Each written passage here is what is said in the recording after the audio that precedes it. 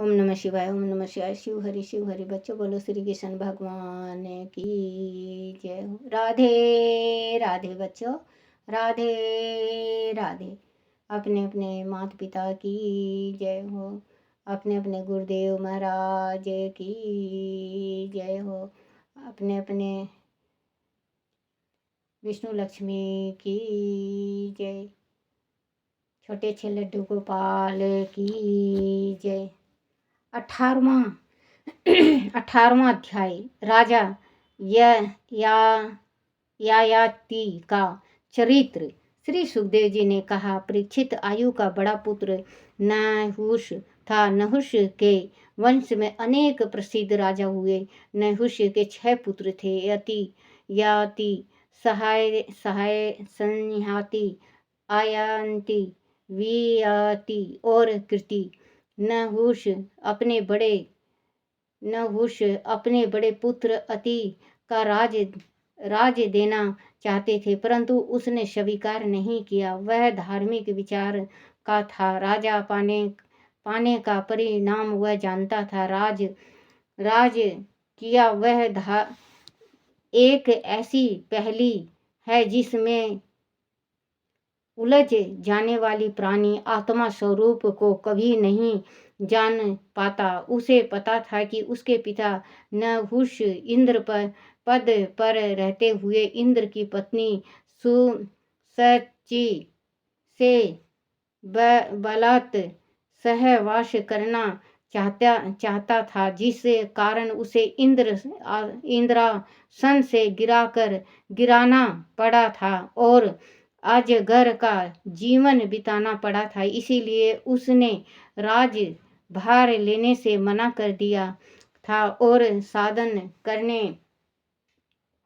करने वन चला गया था। तब राजा के पद पर यातीत को बैठाया गया। यायाति ने अपने 4 छोटे भाई को राज्य की 4 दिशाओं में नियुक्त कर दिया और स्वयं असुरों के गुरु शुक्राचार्य जी की पुत्री देवयंती तथा देवराज वृषव्रत की पुत्री शर्मिष्ठा को अपनी रूप से स्वीकार करके राज संचालन करने लगा। राजा परीक्षित ने पूछा, मुनिवर, शुक्राचार्य जी तो ब्राह्मण थे और यतति क्षत्रिय, फिर उसका पर यह प्रतिकूल विवाह कैसे हुआ? श्री सुखदेव जी ने कहा, राजन, देवराज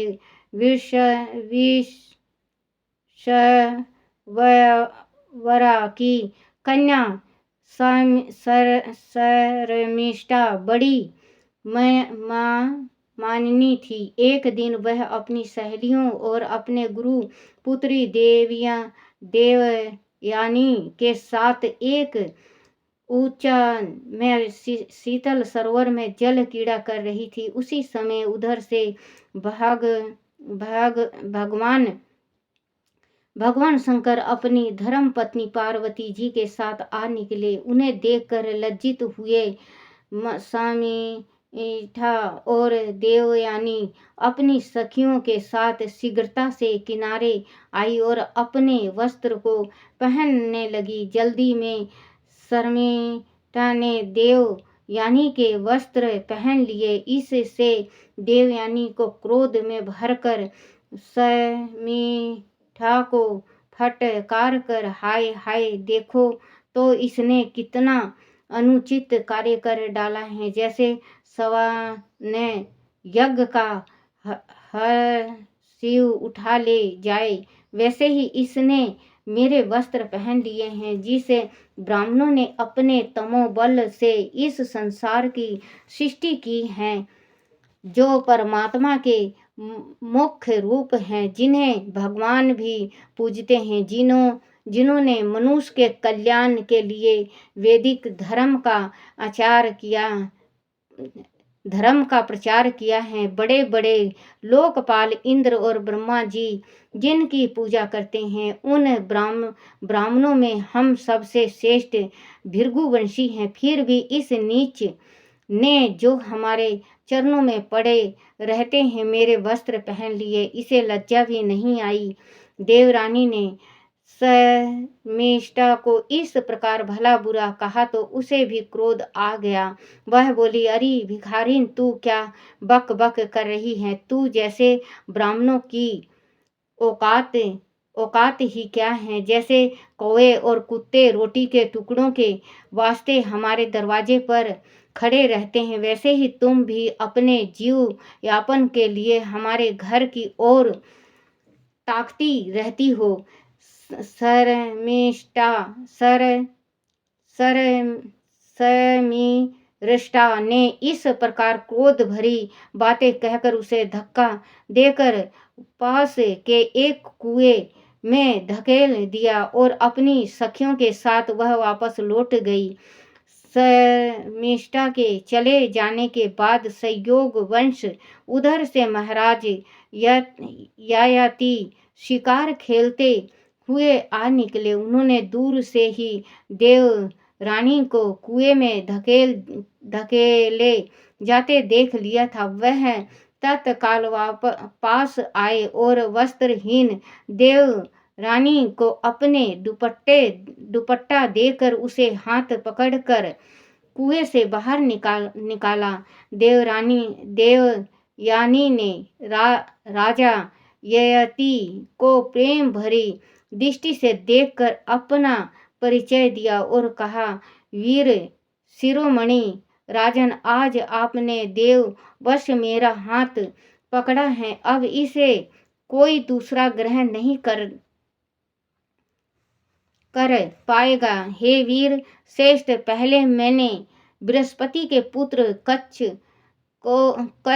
को श्राप दिया था, बदले में उसने भी मुझे श्राप दिया था। इसी कारण कोई ब्राह्मण मेरा पानी ग्रहण नहीं कर सकता। शास्त्रों के प्रतिकूल होने पर भी परमात्मा ने आपके साथ ही मेरा संबंध रचा है, आप मुझे स्वीकार करें। ययाति ने देवयानी के बात मान ली और कहा, तुम्हारे पिताश्री जब कहेंगे तब मैं तुम्हारे अपनी अर्धांगिनी बना लूंगा, परंतु देव गुरु बृहस्पति के पुत्र कच्छ ने तुम्हें श्राप क्यों दिया था आदि अनुचित ना समझो तो मुझे बताओ। देवयानी ने कहा, देव गुरु बृहस्पति का पुत्र कच्छ मेरे पिता से मृत्यु संजीवनी विद्या पढ़ने आया था। अध्ययन समाप्त करके जब वह घर जाने लगा तो मैंने उसके सम्मुख पानी ग्रहण करने का प्रस्ताव रखा। इस पर गुरु पुत्री होने के कारण उसने मेरा प्रस्ताव ठुकरा दिया। इस पर मैंने उसे श्राप दे दिया कि तुम्हारी पढ़ी हुई विद्या निष्फल हो जाए। तब कच्छ ने भी मुझे श्राप दिया कि कोई भी ब्राह्मण तुम्हें पत्नी रूप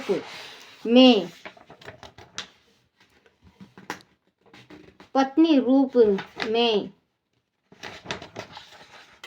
श्री कृष्ण गोविंद हरे मुरारी, हे नाथ नारायण वासुदेवाय स्वीकार नहीं करेगा। इस प्रकार कोई ब्राह्मण कुमार मुझसे विवाह नहीं करेगा, किंतु आप क्षत्रिय हैं, विधाता ने ही आपसे मेरी भेंट कराई है।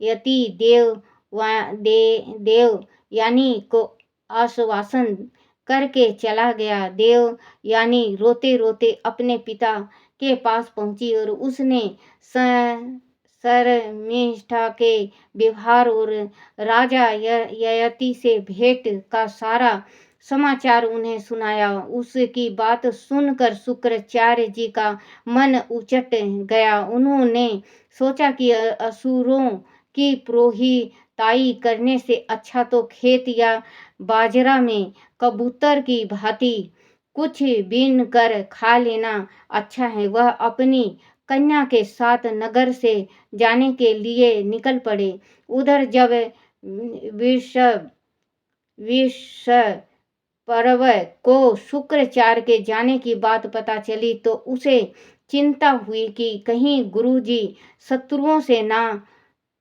जा मिले, यह फिर कहीं श्राप ही ना दे। वह तत्काल दौड़ा दौड़ा उनके पीछे गया और पैरों में गिर पड़ा। शुक्राचार्य का क्रोध शांत हो गया। उन्होंने विश्व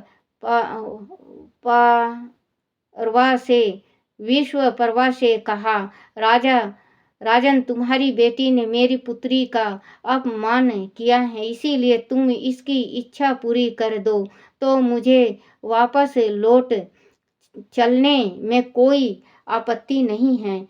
विश्वामित्र ने उसकी बात मान ली और देवयानी की ओर देख कर पूछा, तुम्हारी क्या इच्छा है पुत्री?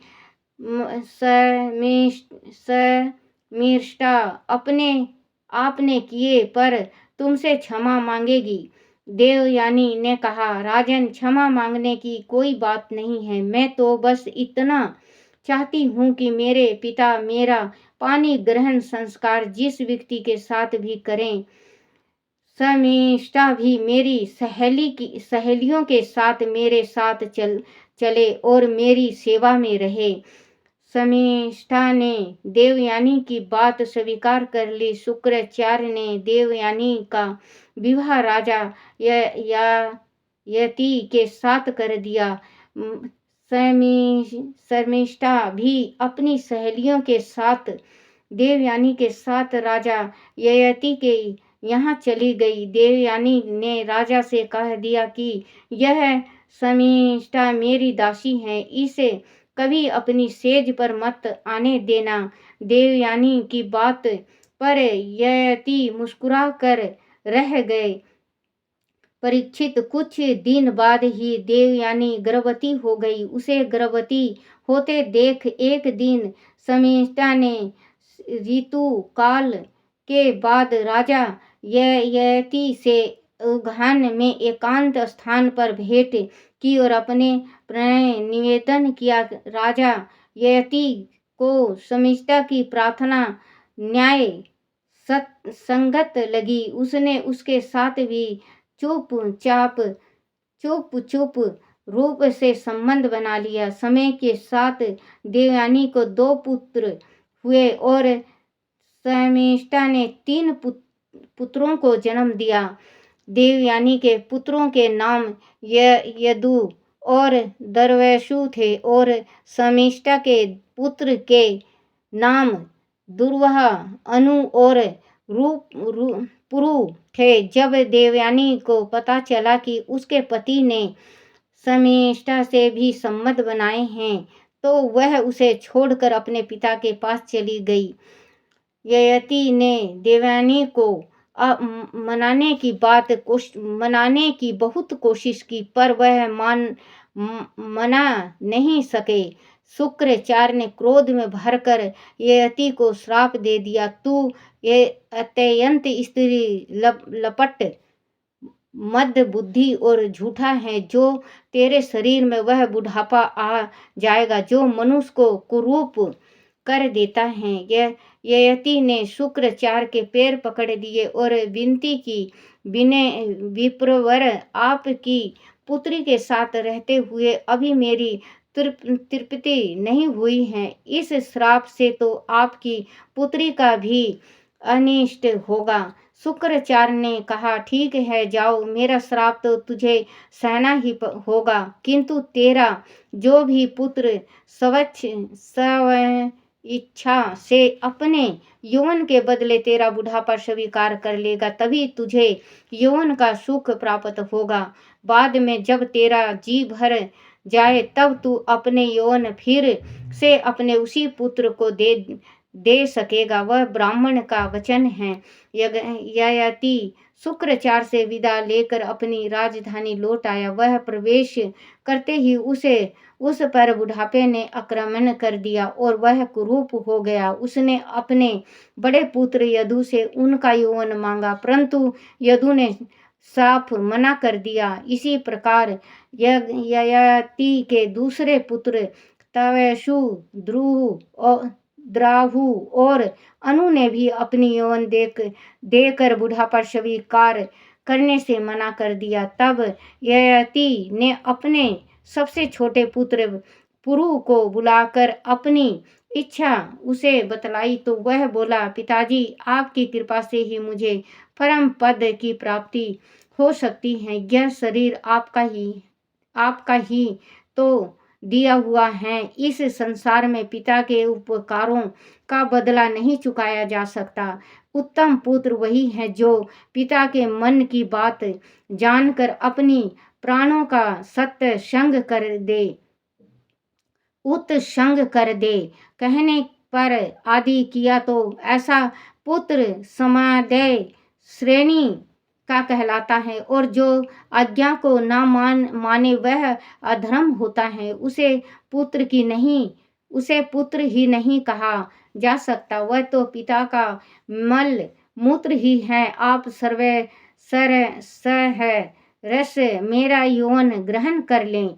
परीक्षित, पुरु ने ऐसा कहकर संकल्प द्वारा अपने यौन अपने पिता को दे दिया और स्वयं बुढ़ापा ग्रहण कर लिया। राजा भी उनकी जवानी लेकर हर प्रकार से विषय भोगों में लिप्त रहने लगे। देवयानी को भी वह मना कर ले आए।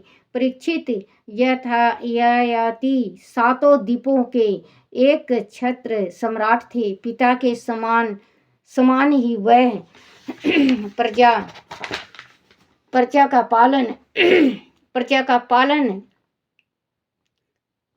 पालन करते थे। उन्होंने देवयानी को प्रसन्न करने के लिए कितने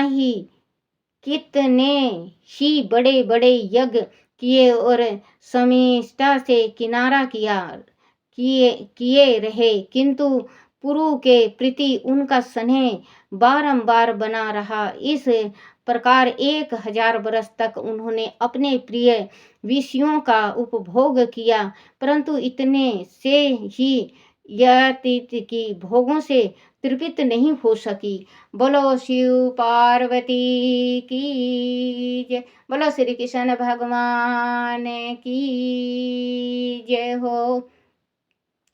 श्री कृष्ण गोविंद हरे मुरारी, हे नाथ नारायण वासुदेवाय, हे नाथ नारायण वासुदेवाय, हे नाथ नारायण वासुदेवाय, हे नाथ नारायण वासुदेवाय। बोलो श्री कृष्ण भगवान की जय हो। छोटे से लड्डू गोपाल की जय हो। अपने अपने गुरुदेव महाराज की जय।